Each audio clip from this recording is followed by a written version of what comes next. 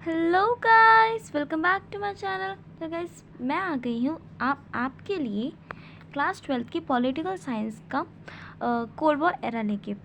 मैं जानती हूँ कि आपके पॉलिटिकल साइंस में first chapter end of bipolarity है, लेकिन काफ़ी सारे बच्चों की ना कंप्लेंट्स आती है कि उन्हें एंड ऑफ बाइपोलैरिटी समझ ही नहीं आता। क्यों? क्योंकि उनका फर्स्ट चैप्टर तो हटा ही दिया गया है।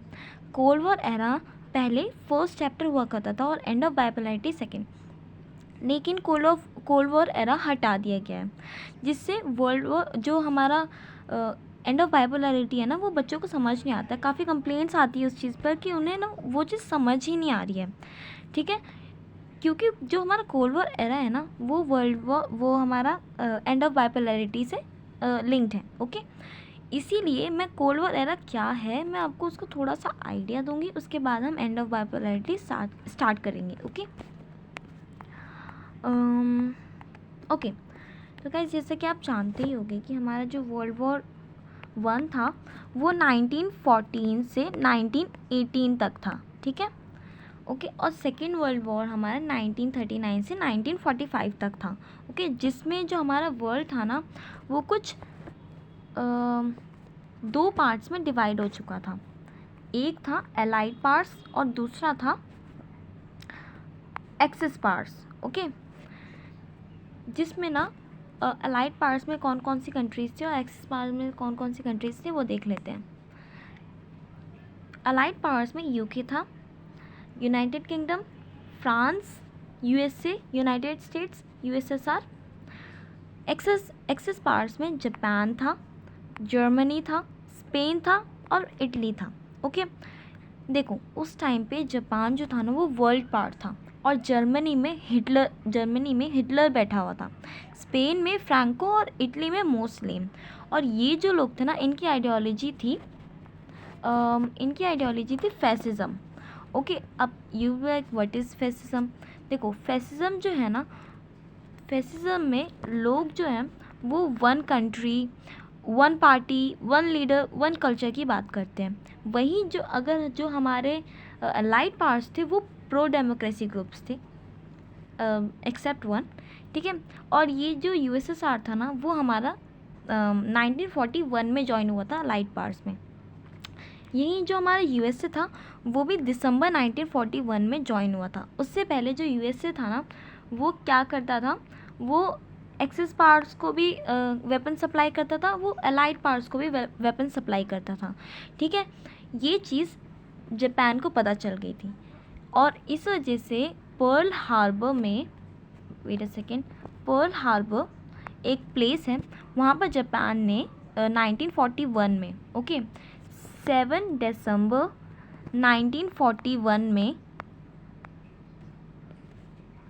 जो जापान ने यूएसए में वहाँ पर बॉम्बिंग करी थी। ओके, जिस वजह से वहाँ पर काफ़ी 2000 to 3000 पीपल जो थे वो डाइड। ओके, जिस वजह से यूएसए को थोड़ा गुस्सा आया, थोड़ा क्या ज़्यादा ही गुस्सा आया, और उसने अलाइड पावर्स ज्वाइन कर ली। ठीक है, वहीं जो हमारा यूएसएसआर था उसने भी 1941 में ज्वाइन करी थी अलाइड पावर्स। और अलाइड पावर्स क्यों ज्वाइन करी थी ये हम आगे जानेंगे। ओके, तो देखो, सारी कंट्रीज़ से आपको देखा लग रहा होगा, यूके भी, फ्रांस भी, यूएसए भी, जापान, जर्मनी, स्पेन, इटली, लेकिन you will be like what is USSR? ये बच्चे यूएसएसआर सुनते ही अब बोलेंगे कि यूएसएसआर पहले रशिया को बोला जाता था, बट ऐसा नहीं है। देखो, मैं बताती हूँ कि what is USSR. USSR union of Soviet socialist republics को कहते थे। ठीक है, जो एक रशियन रेवोल्यूशन से आया था। 1917 में रशियन रेवोल्यूशन आया था, जिसको हम सोशलिस्ट रेवोल्यूशन और बोल्शेविक रेवोल्यूशन भी नाम से भी जानते हैं। ओके, बोल्शेविक कम्युनिस्ट पार्टी बनी थी उस टाइम पे, बोल्शेविक कम्युनिस्ट पार्टी, जो कि व्लादिमीर लेनिन ने बनाई थी 1912 में। ओके, और ये जो पार्टी बनी थी ना, इसको काफ़ी ज़्यादा परेशानी में बनाया था कि काफ़ी ज़्यादा ना मोनार्की से, जो व्लादिमीर लेनिन थे वो मोनार्की से काफ़ी ज़्यादा तंग आ चुके थे। ठीक है, इस वजह से उन्होंने बनाया था। देखो मैं आपको अच्छे से बताती हूँ।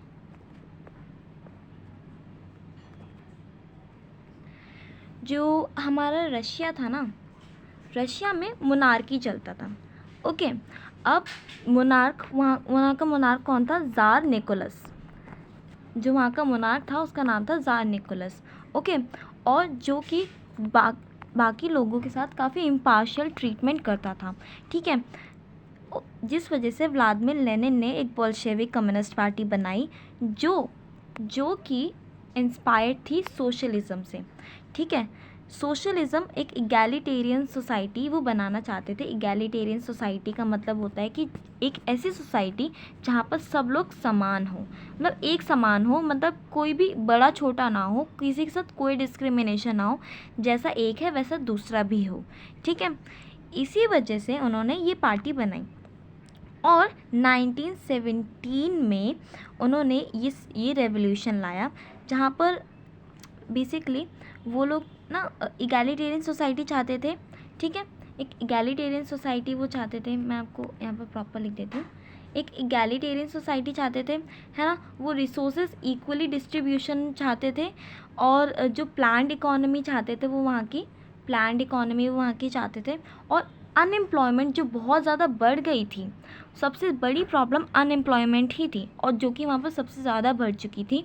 वो क्या करते थे, वो यही चाहते थे कि अनएम्प्लॉयमेंट ना हो, अनएम्प्लॉयमेंट एकदम नहीं हो। ठीक है, और एक चीज़ मैं छोटा सा फैक्ट बता देती हूँ आपको कि ये जो हमारा सोशलिज़म है ना, और जो हमारा कैपिटलिज़म है, सोशलिज़म और कम्युनिज़म। ठीक है, सोशलिज़म की जो थ्योरी थी ना, वो सोशलिज़म और कम्युनिज़म ये जो थ्योरी थी ना, वो हमारे कार्ल मार्क्स ने दी थी। कार्ल मार्क्स ये एक इकोनॉमिस्ट थे। इनकी एक बुक भी है दास कैपिटल करके। ठीक है, तो आप वो देख लेना, काफ़ी अच्छी बुक है। ओके, जिसमें उन्होंने सोशलिज़म और कम्युनिज़म के बारे में समझाया। और कैपिटलिज़म तो हमारा एडम स्मिथ ने दिया है, father of the economics. Okay, ये देखो, ये रेवोल्यूशन के टाइम की फ़ोटो है। ठीक है, देखो गाइस, जो हमारा यूएसएसआर था ना, वो 1922 में वो एग्जिस्टेंस में आया था, जिसमें हमारा जो रशिया था ना, रशिया और प्लस सेंट्रल एशियन जो कंट्रीज़ थी वही रशिया में जुड़ करके उन्होंने यूएसएसआर बनाया था। ओके, और यही जो इनका एक एग्रीमेंट था जिससे उन्होंने यूएसएसआर बनाया था। ओके, और जो जब 1945 में एक्सिस और अलाइड पावर्स के बीच में जो हमारी जो वर्ल्ड था वो बढ़ चुका था, उस टाइम पे क्या हुआ, देखो मैं आपको यहाँ पर प्रॉपर बना के देती हूँ, एक मिनट।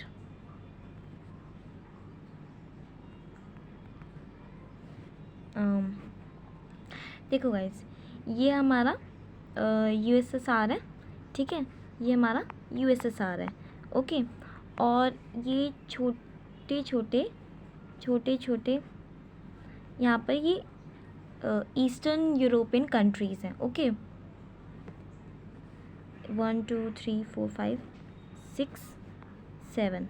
ओके, और यहाँ पर इतनी दूरी में ये हमारा जर्मनी है और इतनी दूरी में ये हमारा फ्रांस है। ओके, मैं यहाँ पर लिख देती हूँ, ये जर्मनी है और ये हमारा फ्रांस है। ठीक है, और ये सारी जो क्या है वो ईस्टर्न यूरोपियन कंट्रीज़ हैं। ठीक है, और ये पूरा यूएसएसआर है। यहाँ पर हमारी जो सेंट्रल एशियन कंट्रीज़ है छोटी छोटी। ठीक है, ये जो उस टाइम पे क्या था, जर्मनी ने जाकर के हमारे जो फ्रांस था उसके ऊपर कब्ज़ा कर लिया था। ठीक है, उस टाइम पे जर्मनी में कौन था, हिटलर था। आप सब जानते होंगे हिटलर को। ठीक है, उसने फिर ना वो थोड़ा लालच में आ गया। ठीक है, तो उसने क्या करा, उसने यहाँ पर सारी ईस्टर्न यूरोपियन कंट्रीज़ में क्या कहते हैं हमला करना स्टार्ट कर दिया। ठीक है, 7 यूरोपियन कंट्रीज़ थी जिन पे हमला करना स्टार्ट कर दिया। फिर उसको और भी ज़्यादा लालच आया, उसने सोचा कि अब यूएसएसआर को भी हम अपने अंडर ले लेते हैं, ठीक है। लेकिन वो भूल गया कि उस टाइम पे जो यूएसएसआर में ना उसका भी बाप बैठा हुआ है, ठीक है, जोसेफ स्टालिन, ठीक है। जोसेफ स्टालिन का जो टाइम पीरियड था जब वो जोसेफ स्टालिन का यूएसएसआर का जो प्रेसिडेंट उस टाइम पे था वो 1924 से 1953 तक था, ओके। जिसने क्या करा, अपनी रेड आर्मी को बोल दिया कि अटैक करना स्टार्ट करो। फिर उसने जर्मनी के जितने भी सारे ट्रूप्स थे सबको मारना स्टार्ट करा। सारी जो यहाँ पर ईस्टर्न यूरोपियन कंट्रीज थी सबको आज़ादी दिलवाई, ठीक है। और जर्मनी के जो पार्लियामेंट थी, जो कैपिटल है बर्लिन जर्मनी की, वहाँ की जो पार्लियामेंट थी उसका नाम था रीस्टैग, ठीक है। वहाँ पर जा कर के यूएसएसआर का फ्लैग लगा दिया, ठीक है। यूएसएसआर का फ्लैग कैसा होता है, ऐसे कुछ ऐसे फ्लैग, ठीक है। वहाँ पर जाकर लगा दिया फ्लैग और पूरे जर्मनी को हटा दिया। उसके बाद हिटलर ने सुसाइड ही कर ली, ठीक है। तो इसी टाइम में जब जर्मनी जो था वो अटैक कर रहा था यूएसएसआर को, तभी उसने ये 1941 की बात है, ठीक है।